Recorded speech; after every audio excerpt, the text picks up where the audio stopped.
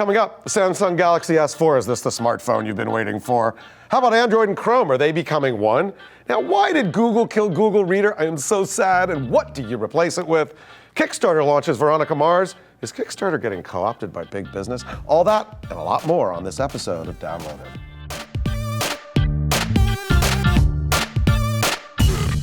Welcome to Downloaded. This is the show where we gather the most opinionated voices in the tech field today and focus our energy on all the stories that are impacting the tech world.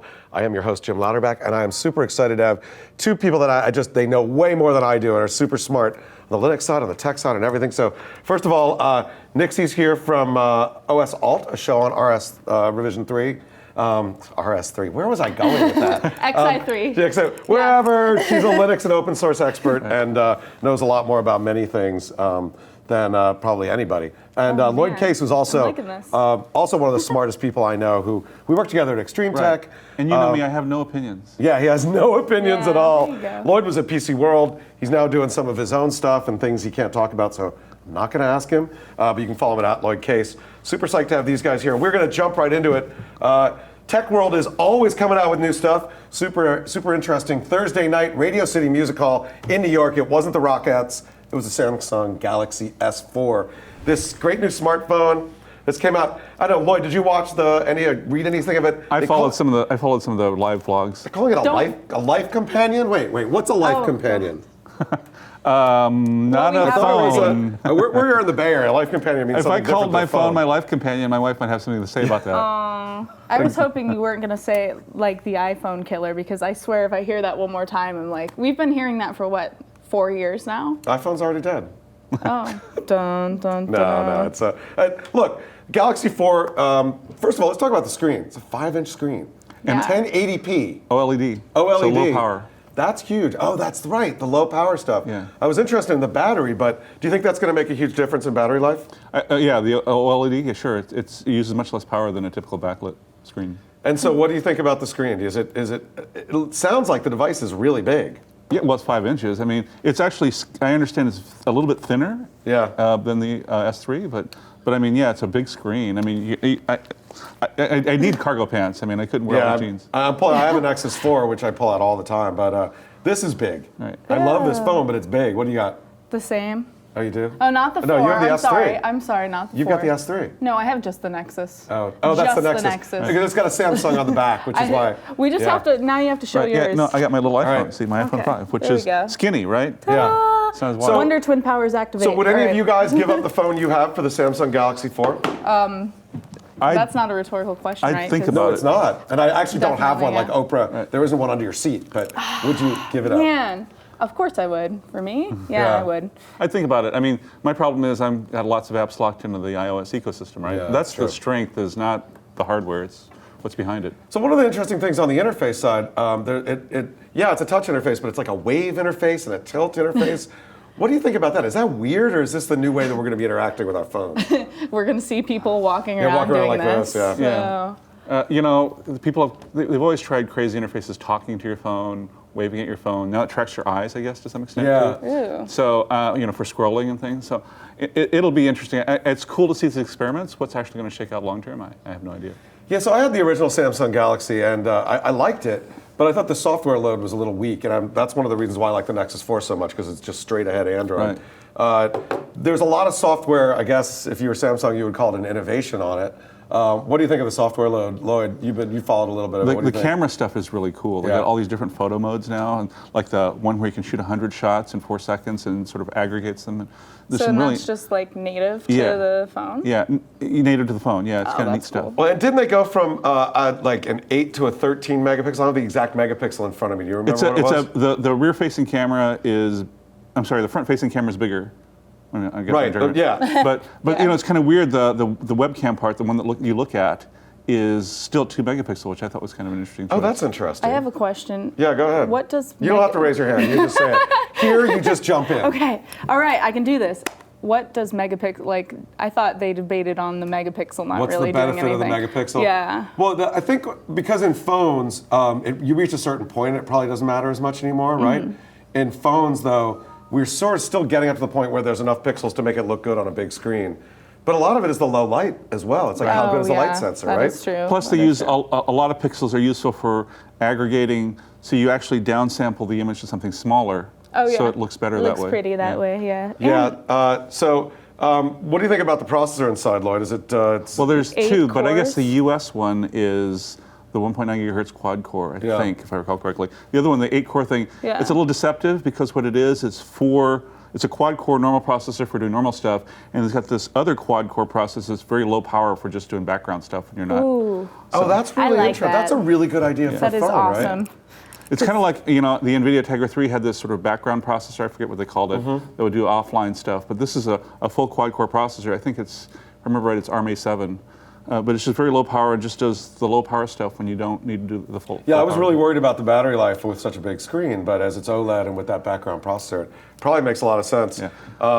So the other thing this begs is as the screens get bigger and as we get more power in them, there's more things that they can do. Do you get the sense that our computing devices are merging? So that we're going from, we have phones, we have tablets, we have these. Is there a merge happening where it's just going to be one thing, or what do you think's going on, Nixie? Yeah, I definitely hope so. And I know we're going to talk a little bit about the modular computing systems and the consoles and everything like that. And I think there's always going to be that need to have something where you're sitting down that's not necessarily mobile, but as far as cell phones, I'm excited. I mean, I'm for excited. like normal kinds of use, communication and web surfing and all that kind of stuff, I think a large mobile device is a great answer, and then you can always plug it into a dock and even a keyboard and all that jazz, right? I think there's still a need for performance. If you're doing video editing or photo editing, or even Excel spreadsheets, right? I mean, having that extra juice on your either a fairly beefy laptop or a desktop system.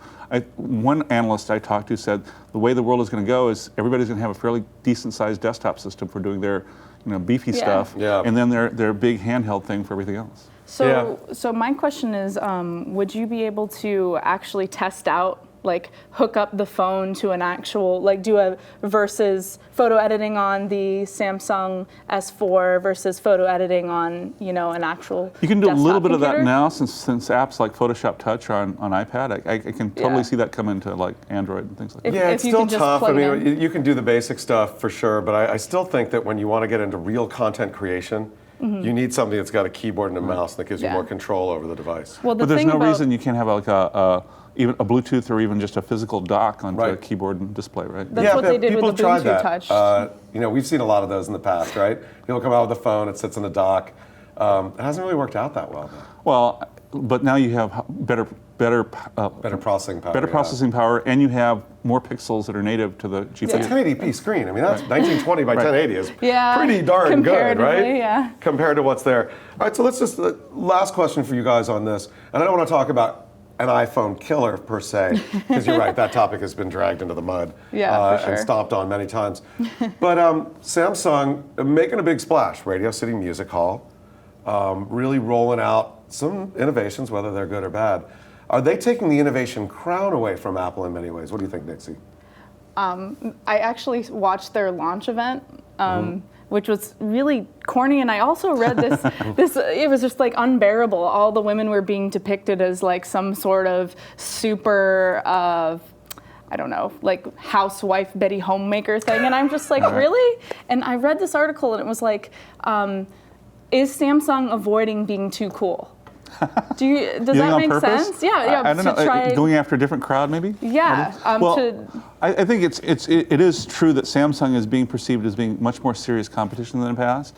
The fact that Apple had to comment on the launch the day before the launch, make some public comment about it, and the fact that what did they say? Oh, they said basically they talked about all the problems with the Android ecosystem and the multiple versions and all that stuff. Blah blah blah. Yeah, and then LG had this. They had this little thing where LG had like their ads above the Samsung ads on Times Square. Did you see that? No, I didn't. Yeah, That's great. There I we was go. staying at Times Square. I didn't notice. Right. So it's man. like they're clearly Samsung is a target now, and that's actually an enviable place to be if you're in the tech world. So they're trying to totally hide is. that by having like completely bizarre launch events. No, I think a lot of it is just marketing insensitivity, just like a lot of the console launch stuff, like the PS4 launch was the same way, right? Yeah. Yeah. What are they thinking? Yeah, well, no, and look, hats off to Samsung for developing what is a very, very nice phone.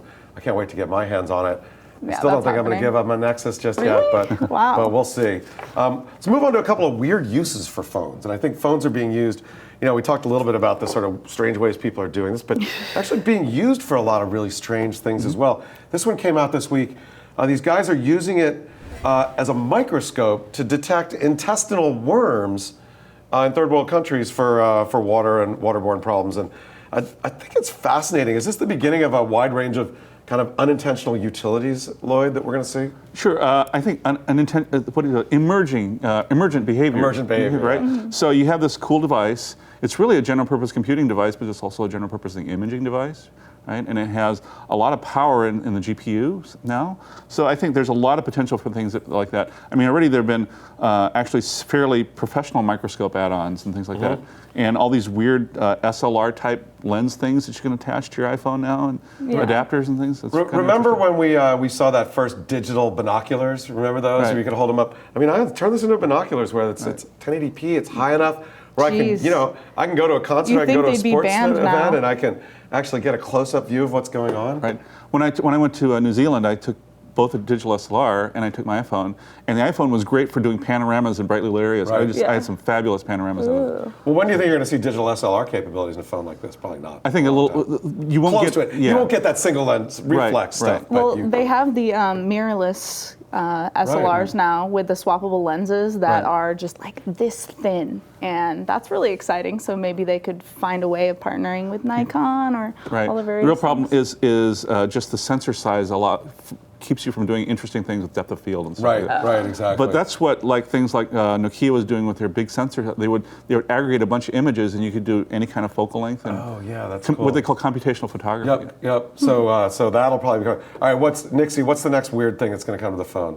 Well, actually, I was reading something about a follow-up. They do you can even have urinalysis and stuff that you can do, but I think it's really great. The implications are awesome for, underdeveloped nations. That's great. I don't think the whole, microscope thing will actually take off too much here, but in third world countries, it's This pretty is my only amazing. computer, exactly. Yeah. What about you, Lloyd? Predict a really bizarre use of a phone that we're going to see soon. Oh boy. Something to do with all the sensors you have in phones, I think. Earthquake detection. I can think of all kinds of. You know what? Yeah, and because you have so many people connected. You know what? I was reading this thing yesterday that was really interesting, and I wish we would see in phones. I would like to see peer-to-peer text messaging.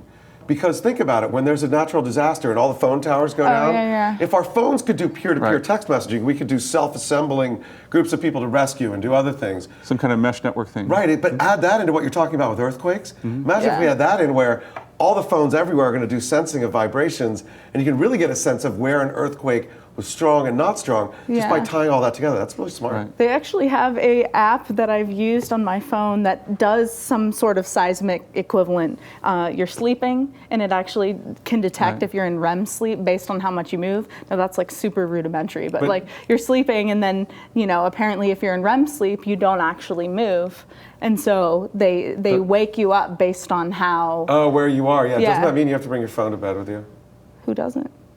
Oh, is that is that a rule in your household? It's just not anything I really contemplated. Really? I do. You don't- I do now, though, bring my my tablet, my Android tablet, and put it on the bedside table because it's a great alarm clock. Yeah. It's an Well, awesome and alarm it's clock. the seismic, whatever. I don't even know what it is. The REM sleep monitor is also an alarm, so it wakes you Yeah. up based on. Right. So you could use your tablet. So you remember when I think it was Gordon Bell at Microsoft was doing the whole thing, I'm going to capture my entire life thing? Yeah.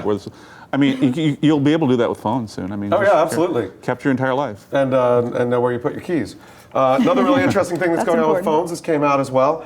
This is an Indiegogo project, the Breathometer, Yeah. Oh, which yes, I I think saw is that. really cool because it'll actually Because tell you how drunk drunk you are. And put it in your phone, and so I won't say that everybody could use that, but certainly a lot of people. Now, imagine now that you have that capability, right? And modern electric cars or hybrid cars are very smart and actually have phone apps. Yeah. So you could disable your ignition if it detects that you're too drunk. So it's like the blow and go equivalent, Right. but without all the legal stuff. But you could have a sensor going forward where you wouldn't even have to blow on it. It could just detect it because it's It's near like, your person. It oh. could detect your bodily Yeah, whoa. emanations Jeez. to see how drunk you are. Do-do-do-do-do. You know what I thought was interesting about this one, Lloyd, is the breathometer they're building connects via the audio jack. It's interesting. The audio jack is an interface for these systems because, there really isn't. I mean, we've got the USB connectors on most of them, but that standard connector is audio. How does that work? Well, I mean, so the audio jacks in phones have both input and output built in, right? Because they have the microphone. Right. Piece. So you can do two-way communication, which I think you need to do with a sensing device, right? You need to tell it what to do as well as collect data from it. So, but it's analog, which is right. kind of It's analog because there's a DAC in here to do the analog digital conversion. Clearly, they're using the phone as a DAC because they're just the breathalyzer thing is just a sensor. Right. And it probably communicates in some sort of tones to say how drunk you are. Interesting. Let's not broadcast those tones too far. Exactly. So, if you want to be part of this really cool, they haven't built it yet. They're just talking about it. They built a prototype. They want to go into production. Go up to Indiegogo, check it out, and you too can help and the world get Indiegogo is like a Kickstarter. It's like a Kickstarter sort of thing for devices. Yeah, it's really interesting. So, other phone news. This is actually some of the biggest phone news of the week. This is about Android, and the fact that Andy Rubin, who created Android, is leaving the Android group, going to another part of Google, and they're combining Android into the Chrome group. Well, the Chrome OS group. Chrome OS group. Yeah. But they're also bringing Google TV into it. Right. Which is really interesting because first of all, let's talk about Android. Huge success. Is it the right time to make a change? Well, it's interesting. The guy in charge of Chrome OS will now be in charge of Android. And Chrome OS has been mildly successful, but not hugely successful, not the way the Android has. So it'll be interesting to see how they blend those and whether which will be more influential in the shape. Android's already a heck of a lot more influential, and we're already seeing Android devices that are pretty darn good. Right. So, do you think they're going to combine them together? Yeah, put like Chrome OS over the top of Android. I don't see why I don't understand why a laptop device couldn't just run Android. I mean, tablets do, right? Well, Google TV, why isn't that Android? Right. They have to be two separate entities, right? No, so now just build it. I mean, why wouldn't you have one? So when we built our Android apps for Revision 3, one app that runs on everything from phones to Google TV to everything, and there is sort of a symmetry across that play environment. So why not be able to just have an OS that runs on everything? Right. I think it makes a lot of sense. I do think though, because Android's had so much success, this could derail some of this. This could be a speed bump. Are you worried about that as an Android user? I don't really understand what Google's motivation was. There has to be something going on behind the scenes if Android and Chrome haven't been blended together already, right? Right. I mean, so it has to be like rights or, right? yeah. I mean, there's a lot of weird open source, not open source stuff going on. So maybe there's just proprietary stuff happening. I don't know. On the other hand, it's nice that they're trying to present a sort of unified picture of what the OS should be, as opposed to Windows 8, which has got this Xbox stuff in it and this mobile I/O or this mobile interface and Windows underneath. I mean, so it's all over the board. You're right. It's pretty interesting. What do we know about the guy who's running it? There's a picture on my computer. Sundar. I don't even know how to pronounce his last name. Pichai. Do you guys have you ever met with him? No. All the times you've been. No, I haven't. I've met a ton of people at Google. I've never met him. I've met a lot of people that were developing for Google TV when I was part of Logitech's set-top box device called the Review that failed horribly, and I can say that now. Yeah. Oh, do you really? I use it still, but they seem to talk a lot about Chrome or a lot about Android and not a lot about. It was like they're two separate entities. It's just really weird. Well, they're coming together now, happening. so I think it's good that they're coming together because, frankly, Android now has gotten cheap enough, so and the chips to run it are cheap enough. There's no reason why I have to spend $200 on a set-top box. For Google Chrome. That is true. 1080p, the same thing. So I think it's good that it's coming together. What do we think Ruben's going to do next? Any ideas? He wasn't very public about it. He started Danger. Remember Danger? They did the Sidekick, then did Android, and he's a super smart guy. It sounds like it wasn't politics. It sounds like he just wanted to go do something new. Well, maybe he felt that Android, he's launched his baby and it's very successful, and maybe now it's time to apply his touch to something else. Yeah, I think that's what I read into it too, Lloyd. I think you're right. I'm not reading a lot of corporate politics into this. I think it's like been doing this for 7 years, or however. My baby's now taking over the world. Right. Let's go build another great thing. So frankly, I'm looking forward to seeing what he's going to build next. In more Google news, I'm actually crying on this one. This one really kind of hits me. They're shutting down Google Reader. And I have been a huge RSS fan for the longest time. And I am I'm super sad to see this go. So I think it's a disaster. Lloyd, what do you think? I'm not a big RSS reader fan, although I do a little bit of it. But I read your blog on RSS. But I think, just so you Hello, know. but I world. frankly think it is a big deal because, there's a petition up already with 100,000 signatures, virtual signatures. saying I'm keep going it. up there now to sign. So, I mean, I doubt that Google will back down. What they should do is just spin it out. Just Yeah. spin it out. Yeah.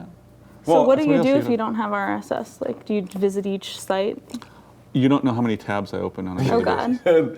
Do you have them all Yeah. saved as bookmarks? You just go, whoop. Yep. Interesting. I Yeah. use like NetVibes, which kind of puts it all in this pretty condensed view, but it's all basically Wait, RSS. Also, I have to confess that because I have 3 monitors on my desktop, that's easy to do. Well Yeah, no, then. right, I know. It's the 3 monitors. I remember that's a little tough. I use Feed Demon, which I have on my screen, which is a great RSS reader. I've used that before. I like Which, that. So Feed Demon, Nick Bradbury, awesome software. Thank you, Nick. He a couple years ago they replaced their own store with Google Reader. So now all of your subscriptions are saved on Yeah. Google Reader. I don't know what they're I don't know And what that's they're just going to do. one And I'm like, organization that does that, yeah. I run everything on that. I mean, I don't know what I'm going to do. But you'll at least be able to have a chance to save everything, right? Oh to yeah, like well, export you can it create or- an OPML Yeah. out of Google Reader or anything like that. Maybe they're going to build something into Chrome. Yeah. Well, let's talk about alternatives. You use NetVibes. Yeah, I like NetVibes because it caters to my ADD. It's Yeah. really bad. Do you use it across mobile and desktop or just desktop? No, actually, I haven't used it with mobile because I use Pulse, Pulse, which yeah. is super resource intensive. I don't actually recommend it, but it's so pretty. Did you see who they got bought by? LinkedIn bought Pulse. Really? Wait a minute. I didn't notice Whoa. that. Fact Wait a minute. checking. I better fact check this one. I'm almost positive. I play LinkedIn around bought a with- newsreader this week. I play around with Pulse, but I haven't used it a ton. I like Pulse. I use it. Problem with Pulse is they changed themselves around and made it much more difficult to get your feeds into it. Yeah. LinkedIn bought Pulse. Oh, wait. There you go. Yeah, LinkedIn bought Pulse.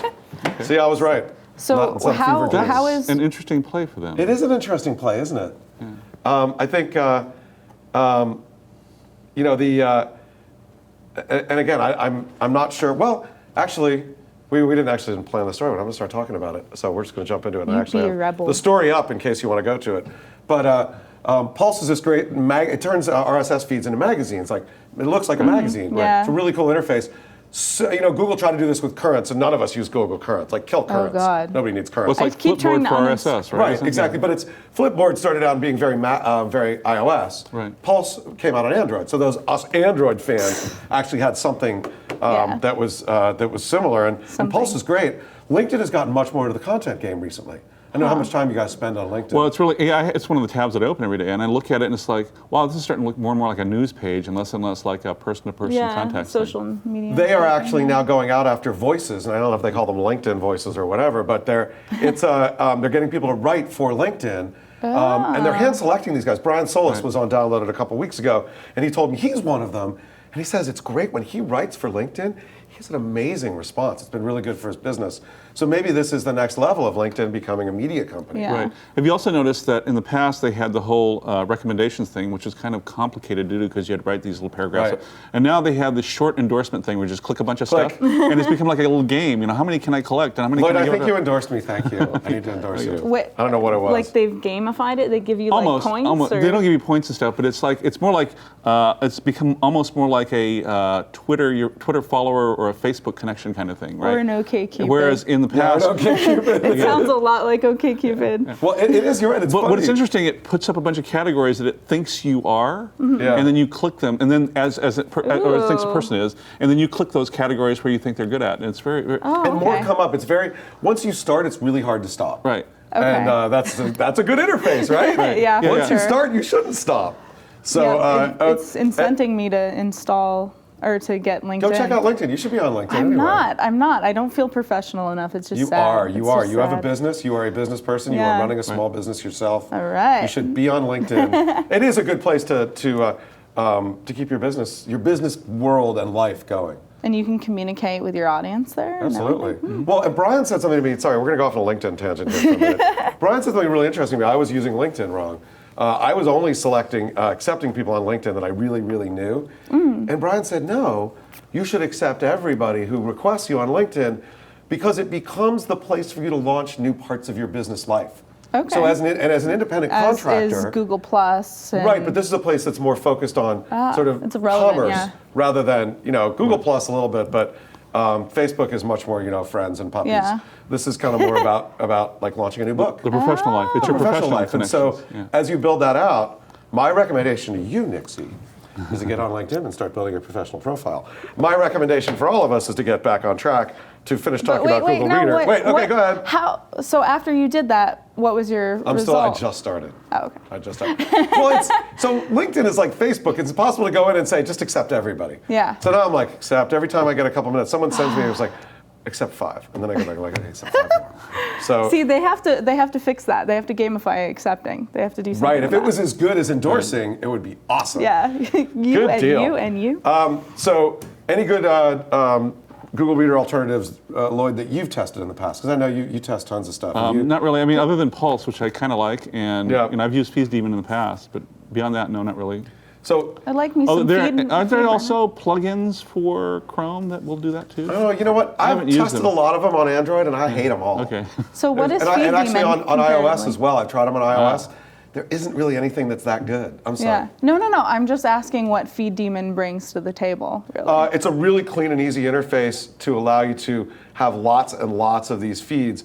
And go you can through scan them all really fast. Yeah, you can scan them quickly. It can create a newspaper for you. Okay. And it downloads everything so you can read it offline. It's that's just a kinda really cool. quick way to go through lots of information. Pocket that used to be save it later, read it later or something. Yeah. It's kind of cool, but it's so you can read offline and you can say, oh yeah, I want to read that, I don't want to read that, and et cetera and so on. Yeah, and like I said, I've tried so many of these and none of them have really worked for me. And now I got to find one. So let's get busy. I'll pay for it. And there'll be a lot of people that pay for it. Speaking of paying for it, shouldn't they let's just put it on Kickstarter, right? Let's just Yeah. put Google Reader on Kickstarter. We should raise $2 million Yeah, exactly. like they did for Veronica Mars this week. Isn't that amazing? yay. Yeah. I mean, I didn't think they had. I mean, I like the show, but I didn't think they had that big a fan No, base. I had Really. no idea. I thought it was more like almost PBS special kind of thing. Right. It got there. Yeah, it's interesting. Kickstarter, the last entertainment property that raised the most was the video game High School Guys, who raised 800,000 or 900,000 on their last go round, and that was the most for entertainment. These guys raised $2 million plus in like 24 hours. Yeah. Which, okay, on the one hand, it's pretty cool, but there are a couple of issues I want to explore with you guys. First of all, Kickstarter, I think, consciously moving away from tech products to entertainment. Is this a good thing or a bad thing, Nixie? What do you think? Well, I mean, interestingly enough, when you said Indiegogo as being more on the tech side, gadget yeah. oriented, I think that there'll probably be that divide because it does seem like Kickstarter is more geared towards artists and people that have kind of like little mom and pop shops that aren't necessarily gadget related. And I remember reading something that like the gadgets actually they're not as successful, like having tech projects and things like that. They're actually not as successful and they don't follow through even when they are successful. Right. So Right. Yeah. Typically, the problems I've heard with Kickstarter projects are the ones that have been hardware focused. Yeah. Right. They've either under-delivered or been very late. Those kinds of things. So, and on the entertainment side, I have a friend who just did an album on Kickstarter and, raised $35K, made a CD, is doing his tour. Nice. And he actually gave copies of it to everybody. For $5 you get a copy of the album, for $10 it's signed, et cetera. What was interesting about this one, though, is they did the Kickstarter for it, but they didn't actually give away tickets to the movie. Yeah, they did. You can go to the premiere. You have to pay a lot of money. That's Yes, right. right. It They wasn't didn't like give the away- low level, like for $10, Right. well, you can go to the movie. But they gave you things like the DVD and the Blu-ray and stuff Right. like that. So But it was like a lot of T-shirts and things like that. It's like all people this were fanatical swag. about Veronica Mars. It was a Yeah. great show, and when they ended it, oh man, I've been fiending for some. But what's So you kind of- are a Veronica Mars I fan? am. You yeah, are, okay. it took me a little bit, and the second season, or how many seasons are Three. there? They had 3 Yeah, seasons. so the third one where she went to college, I kind of like lost interest a little bit. I have to say I've never watched it. Really? So I'm sorry. But But the interesting thing to me about the whole Veronica Mars Kickstarter thing is the whole more mainstreaming of Kickstarter too, and I'm kind of concerned that I agree. that smaller projects that are worthy of attention might not ever get any attention because these big projects. And the way that they have it set up is interesting too, because it's like it puts the most lucrative Kickstarters at the forefront. Right. Like, and they don't really like. It seems like they've been deprecating that whole like up and coming ones, or so I don't know how that will work. The next thing about this, the whole Veronica Mars controversy, because it really did, it created a lot of people are talking about it, right? So we, a couple guys down in Hollywood who cover the entertainment industry, like Tim Goodman. I have him up on my screen, which you can see at Bastard Machine. So, this is going to be funding the salary of Warner Brothers executives. Do we really need to fund Hollywood projects through this sort of crowdsourced funding? So first thing, a couple $1 million or even $3 or $4 million isn't going to fund a movie these days, right? What the Kickstarter really did is said, how big is the fan base? How many people were willing to sign up, and then sort of like the producers can then take it to the studio and say, look, there's a ton of interest. Yeah. Kick in real money and we'll make the movie. And I think that's part of it. Now, what's going to be interesting is what if Warner Brothers says, oh, sorry, we're not interested. Yeah. And then, so they got these. Okay, now they make a really interesting indie film. Right. I just think the whole, is this crowdsourced corporate welfare? I mean, that is a little bit of a cry going on down here. And even at a smaller scale, I mean, it's like, so I follow the board game business because I play a lot of board games. And one of the interesting things that a lot of sort of new board game designers, guys who are just trying to break in, have been successful with in Kickstarter is launching their projects, right, and selling. And so now a lot of the big board game companies like Days of Wonder and other companies like that are doing Kickstarter projects, and the little guys are starting to complain that they're getting crowded out again.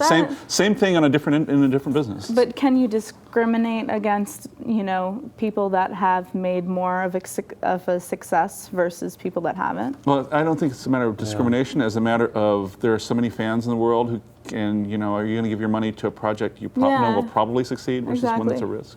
That's true. Yeah, it's interesting watching the evolution of crowdsourced funding for things. I think Kickstarter in general has been a source of good. Yeah. But I don't know. I don't think it should be used for corporate welfare, personally. The one thing I really like about Kickstarter is that the user feedback, because I've been following like Wasteland. I was really excited to see Wasteland get a redo. Right. But just like this is exactly what, like for the very first time ever, the gamer can say, hey, I want this in my game, and it actually influences them instead of having to go through the publishers would say like, oh, we need more cleavage here, or like something else. And it's more blood. Yeah, more blood. Well, plus it gives sort of genres that the game publishers today think nobody will buy them, right? Like turn-based strategy games. Yeah. So now you've got Wasteland, you've got Shadowrun Returns, you've got a bunch of other games in that genre. There's a zombie apocalypse game that's similar. I mean, and they're getting money and they're making their games and people are buying them. And so let's go into this sort of whole indie game world with Ouya, right? Yeah. So